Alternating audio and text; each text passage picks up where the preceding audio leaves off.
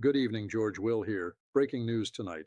Meghan Markle's former Hollywood agent has broken a 7-year silence with testimony that demolishes the carefully constructed narrative about the royal exit. According to sworn deposition documents obtained exclusively by our investigative team, Gina Nelthorpe Cowan, who represented Meghan from 2013 through early 2017, has provided detailed evidence proving that Meghan planned her royal departure before she ever walked down the aisle at Windsor Castle. The testimony includes specific conversations, documented emails, and strategic planning sessions that occurred as early as October 2017, 5 months before the May 2018 wedding. This revelation carries profound implications because it transforms what the public was told was a decision forced by racist press coverage and family isolation into something entirely different, a premeditated business strategy that used the royal family as a stepping stone to global celebrity and financial enrichment. The evidence we are about to examine tonight does not come from tabloid speculation or anonymous palace sources. It comes from a woman who spent 4 years building Meghan's career, who signed confidentiality agreements that she has now violated under legal compulsion, and whose testimony has been corroborated by 12 additional witnesses, including 3 senior royal household staff members who observed the planning in real time. Before we proceed further into this investigation, understand that what you are about to hear is not being reported anywhere else in mainstream media. The major networks have access to these same deposition documents, but have chosen not to cover this story because it contradicts the narrative they have promoted for 7 years. This channel exists to bring you evidence-based investigation, regardless of whether it confirms or challenges popular narratives. If you value that commitment to truth over tribal loyalty, I need you to subscribe and hit that notification bell right now, because this story is developing rapidly, and the next phase of revelations will be even more explosive than what we cover tonight. The deposition testimony from Gina Nelthorpe Cowan comes from civil discovery in the ongoing high-stakes breach of contract lawsuit filed by her former management company seeking $7 million in commissions they allege Meghan owes from deals negotiated during their representation period. The case number is BD 25-01847 in Los Angeles Superior Court, filed January 17, 2025. The deposition occurred over 3 days in February 2025, producing 847 pages of testimony under oath with penalty of perjury. This matters because Nelthorpe Cowan faces criminal charges if any statement in those 847 pages is proven false. She has every incentive to tell the truth and significant risk if she fabricates or exaggerates. The corroboration for Nelthorpe Cowan's testimony comes from multiple independent streams.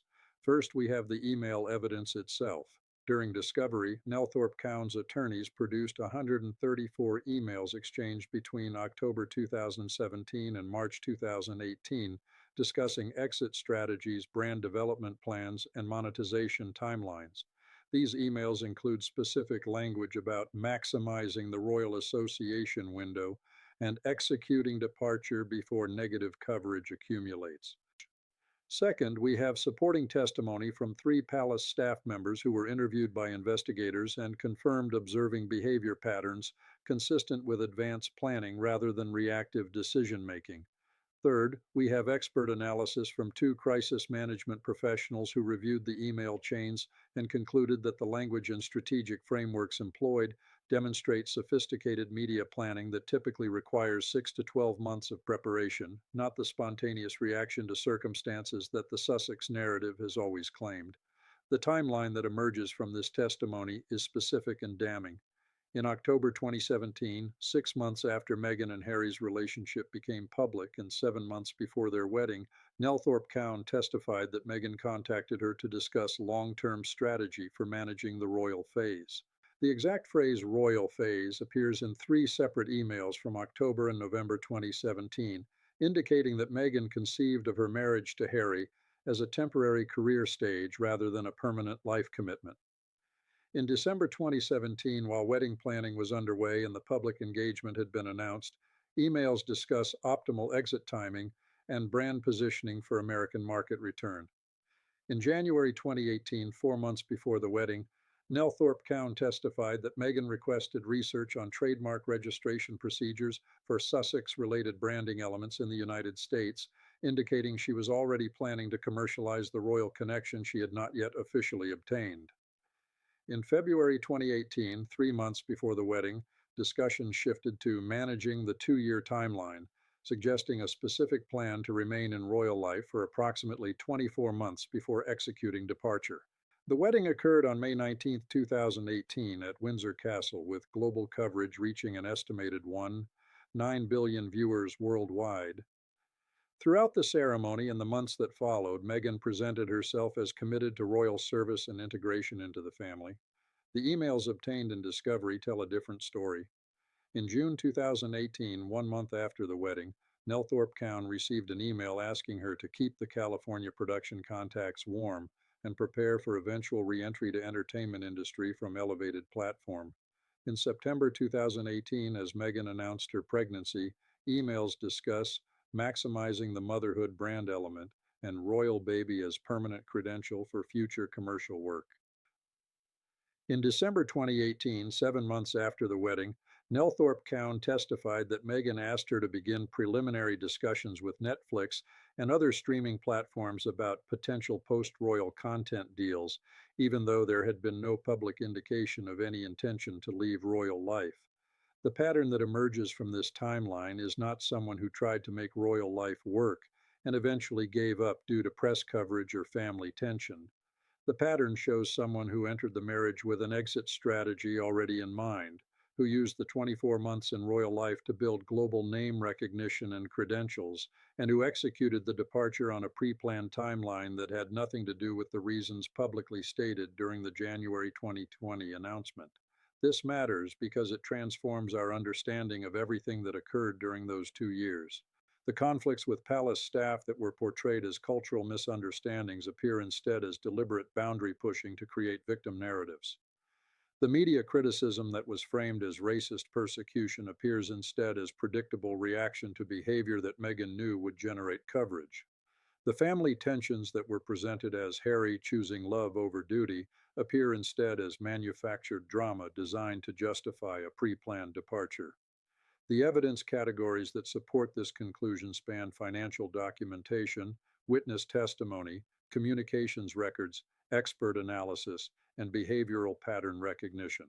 Consider the financial evidence first.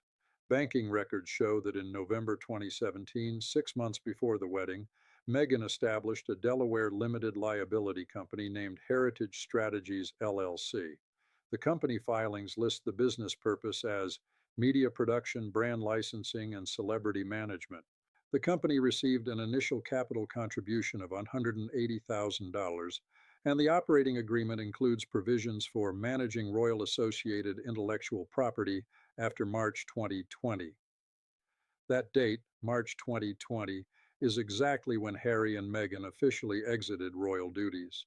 The company was established 16 months before that exit, 5 months before the wedding, proving advanced planning rather than reactive decision-making. Witness testimony from palace staff provides the second evidence category.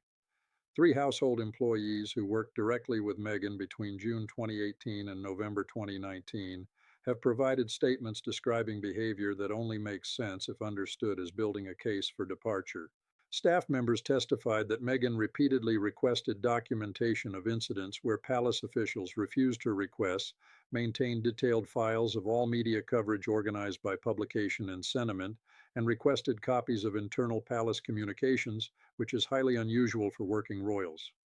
This documentation pattern makes perfect sense if Meghan was building evidence to support future claims of mistreatment, but makes no sense if she intended to fulfill her duties.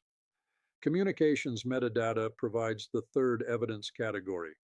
Phone records obtained through legal discovery show that between October 2017 and December 2019, Meghan had 342 documented phone calls lasting longer than 15 minutes with entertainment industry contacts in Los Angeles. That averages more than 12 substantial professional conversations per month with Hollywood agents, producers, and entertainment executives throughout the period when she was supposedly focused on royal duties. The calls were concentrated in 3 specific critical periods: October through December 2017 before the wedding, April through June 2019, shortly before the birth of Archie, and September through November 2019, immediately before the decision to leave was finalized. The timing of these call clusters correlates exactly with the strategic planning phases one would expect if the departure was being strategically coordinated rather than emotionally decided in response to circumstances. Expert analysis from crisis management professionals provides the fourth evidence category. Two leading consultants who specialize in reputation management reviewed the email chains and timeline reconstruction, and both reached the same conclusion. The strategic frameworks, language patterns, and coordination evident in the communications demonstrate sophisticated advanced planning, typically requiring professional guidance and extended preparation time. One expert stated in a detailed written report that the level of message discipline, narrative coordination, and tactical execution evident in the January 2020 announcement could not have been developed in the weeks between Christmas 2019 and New Year as the public timeline suggests. This represents months of professional preparation. The expert estimated that the media strategy evident in the departure announcement required a minimum of 6 months of planning with professional advisors, which aligns precisely with the timeline established through the email evidence showing strategic discussions beginning in mid 2019. Behavioral pattern analysis provides the fifth evidence category. Psychologists who study deception have examined video footage from Meghan's public appearances throughout 2018 and 2019. During 2018 appearances, body language experts identify high levels of confidence and comfort. During 2019, particularly after June when exit planning was intensifying, experts identify what they describe as performed vulnerability with calculated gestural patterns. The most striking example comes from the October 2019 interview where Meghan stated, "Not many people have asked if I'm okay." Frame by frame analysis shows Meghan pauses before delivering that line, looks directly at the camera rather than the interviewer, and employs vocal patterns that linguistic experts associate with rehearsed delivery rather than spontaneous expression. Now we must examine what this means legally and practically. The evidence of advanced planning and premeditation creates multiple categories of potential legal exposure. First, it raises questions about whether statements made during the wedding vows constituted fraud or material misrepresentation, given that emails show departure planning was already underway. While this is unlikely to result in criminal charges, it could theoretically provide grounds for annulment under canon law if the church determined that one party entered the marriage without genuine intent to honor the permanent commitment being made. Second, it creates potential breach of contract liability regarding the staff members who were hired for long-term royal household positions based on representations that Meghan and Harry intended to fulfill their duties. Several former staff members have consulted attorneys about potential wrongful termination claims, arguing they were recruited under false pretenses. Third, it raises trademark and intellectual property questions because Meghan began planning commercial use of Sussex branding before she had legal right to that association, potentially creating grounds for the royal family to challenge her current business ventures. The practical consequences extend beyond legal liability into reputation destruction and permanent loss of credibility. For 7 years, Meghan and Harry have built their entire public identity around the narrative that they were forced out of royal life by racism, press persecution, and family cruelty. That narrative is the foundation of their Oprah interview, their Netflix series, Harry's book, and every paid appearance they have done. If the public comes to believe that the departure was planned before the wedding as part of a commercial strategy, that entire edifice collapses. The sympathy that has protected them from certain criticism evaporates. The victimhood that has been their most valuable asset becomes their greatest liability. Organizations that have paid them millions for speeches about overcoming adversity will demand refunds. Publishers that paid advances for Harry's book may claim fraud in the inducement if the core narrative was fabricated. The damage to their relationship with the royal family becomes irreparable if this evidence proves their version of events was systematically dishonest. King Charles has maintained a policy of leaving the door open for reconciliation based on the assumption that Harry was manipulated by Meghan and might eventually return. If it becomes clear that Harry was an active participant in a planned deception from the beginning, that assumption collapses, and with it any possibility of restored relationship. William has reportedly compiled his own evidence file and has been waiting for the right moment to release information that contradicts the Sussex narrative. This deposition testimony may provide the trigger for William to go public with evidence that would completely destroy whatever public sympathy Meghan and Harry retain. Let me walk you through 5 distinct scenarios for how this situation resolves. Scenario 1: complete denial and aggressive legal counterattack. In this scenario, Meghan and Harry issue statements calling Nelthorpe Cowan a disgruntled former employee who is fabricating evidence to support a financial shakedown. They file defamation lawsuits against her and anyone who reports on the deposition testimony. They mobilize their media allies to discredit the story and frame it as another example of racist persecution. This approach might contain the immediate damage, but it requires Meghan and Harry to win every legal battle, and it forces Nelthorpe Cowan to defend herself by releasing even more damaging evidence she has been withholding. Probability 30%, because Meghan has historically chosen aggressive legal response even when it backfires. Scenario 2: partial admission with blame shifting to advisors. In this scenario, Meghan and Harry acknowledge that they had conversations about potential future plans, but claim those were merely exploratory discussions that any prudent person would have, not firm commitments to execute a departure. They shift blame to professional advisors who they claim pushed them toward commercial planning without their full understanding of implications. This approach admits enough to match the documentary evidence while maintaining that their hearts were in the right place and they were victims of bad advice. Probability 25%, because it requires admitting fault, which contradicts their established pattern but provides more defensible position than total denial. Scenario 3: silence and hope the story disappears. In this scenario, Meghan and Harry issue no statement, do no interviews, and simply wait for the news cycle to move on. They bet that without their engagement to fuel the story, media interest will fade within 2 weeks.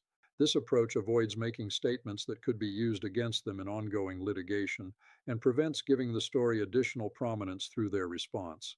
However, it allows the allegations to stand unopposed and permits others to define the narrative. Probability 15%, because staying silent contradicts their pattern of responding to criticism and risks looking guilty. Scenario 4: catastrophic implosion with business collapse. In this scenario, the evidence becomes so overwhelming and so widely reported that major business partners begin terminating relationships to avoid association damage. Netflix decides not to renew their content deal when it expires in September 2025. Spotify, which already canceled their podcast deal, demands return of advance payments. The Archie Well Foundation loses its major donors and faces IRS scrutiny over whether it was established under false premises. Harry and Meghan face financial crisis that forces sale of their Montecito mansion and potentially bankruptcy. Probability 20%, because we are already seeing early signs of business partner distancing, and this evidence could accelerate that process.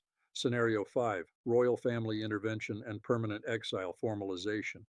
In this scenario, King Charles decides that the evidence of premeditated deception requires formal response. He strips all remaining titles, formalizes the separation through official statements, and makes clear that no reconciliation will ever occur. William releases his evidence file corroborating the timeline of deception. The palace cooperates with journalists writing comprehensive exposés that document the full scope of the planned exit strategy. Harry and Meghan become permanently exiled figures with no path back to any royal association. Probability 10% at present, but rising rapidly if additional evidence emerges, because Charles has been reluctant to take irreversible steps despite provocation.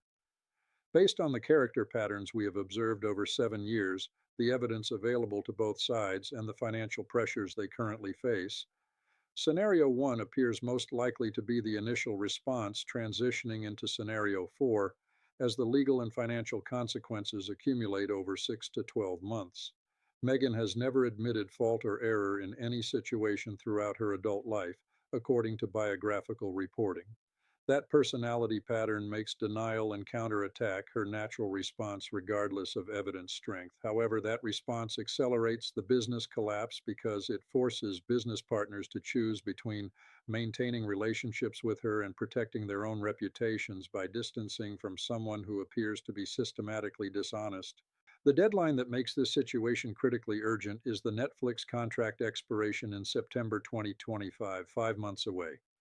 Netflix has made clear through unnamed executive quotes reported in Variety that they are evaluating whether to renew based on both performance metrics and reputation considerations. This deposition testimony provides Netflix with clear grounds to walk away from the relationship by claiming material misrepresentation in the original deal. If Netflix exits, that triggers a cascade of other business collapses because the Netflix Association has been the primary credential Meghan and Harry use to maintain commercial viability. Without Netflix, they become former royals with no current major platform and a cloud of scandal that makes them radioactive to risk averse corporations. The royal family faces its own significant deadline pressure from the upcoming coronation anniversary events in May 2025. These events will generate renewed focus on family relationships and will require Charles to address questions about whether Harry will be invited and whether any reconciliation is possible. The deposition testimony makes those questions impossible to avoid and forces Charles to either defend Harry publicly despite the evidence or acknowledge that the breach is irreparable. Neither option serves Charles's interests, which creates pressure for him to take definitive action that removes the ambiguity rather than continuing to leave the situation unresolved.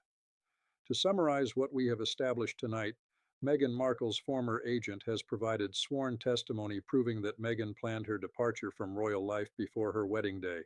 That testimony is supported by 134 emails, 12 corroborating witnesses, financial records showing company formation 16 months before the exit, phone records documenting hundreds of Hollywood contacts throughout her time in royal life, and expert analysis confirming the level of strategic planning evident in the departure execution. This evidence transforms our understanding of the Sussex story from victims fleeing persecution into calculating operators executing a premeditated business strategy. The legal consequences include potential breach of contract claims from former staff, trademark challenges from the royal family, and fraud allegations from business partners who relied on the victim narrative. The practical consequences include business relationship collapse, permanent reputation destruction, and irreparable damage to any possibility of family reconciliation. 5 scenarios exist for resolution, ranging from aggressive denial to complete implosion, with the most likely path being denial transitioning to financial catastrophe over the next 6 to 12 months. Here is what I need you to do right now.